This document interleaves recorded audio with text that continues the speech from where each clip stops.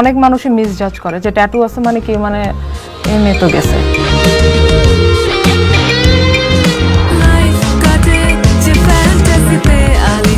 দেশে প্রথম heavy metal guitarist Nishat Anjum কিছুদিন আগেই মুক্তি পেয়েছে তার নতুন অ্যালবাম বয়কট। অ্যালবাম মুক্তির পর এবার বাসা থেকেই বয়কট হলেন এই সঙ্গীত শিল্পী।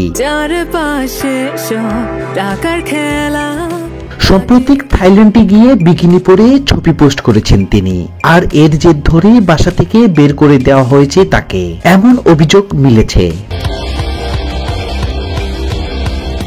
জানা গেছে 31 উদযাপন উপলক্ষে থাইল্যান্ডের পাতিয়ায়া বিচে গিয়েছিলেন নিশাত আঞ্জুম। থাইল্যান্ড ট্যুরের বেশ কিছু ছবি সামাজিক যোগাযোগ মাধ্যমে শেয়ার করেন এই তরুণী।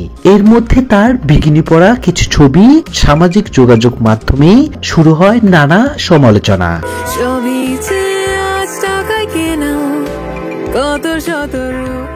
কেউ কেউ নিশাতের সৌন্দর্যের প্রশংসা করলেও রঙিন বিকিনিতে তার বর্ণিল ছবি নিয়ে নেটিজেনদের মধ্যে শুরু হয় ব্যাপক সমালোচনা, যার ফলে পারিবারিকভাবে বেশ ঝামেলায় পোহাতে হচ্ছে তাকে। খোঁজ নিয়ে জানা যায় বিকিনি পরা ছবি আপলোড করে বিতর্কে জন্ম দেওয়া নিশাতকে বাসা থেকে বের করে দিয়েছে অভিভাবক। এই ব্যাপারে নিশাতের সঙ্গে যোগাযোগ করা হলে ঘটনার সত্যতা স্বীকার করেননি তিনি।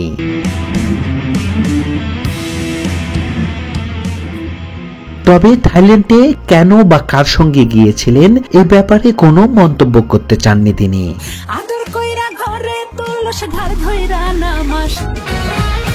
হেভি মেটাল ঘরানার গিটারবাদক ও গায়িকার কারণে স্বল্প সময়ে জনপ্রিয় হয়ে ওঠেন এই শিল্পী। পারিবারিক জটিলতার কারণে তার সদ্য মুক্তি পাওয়া বয়কট অ্যালবামের প্রচারণার অংশ নিতে পারছেন না তিনি।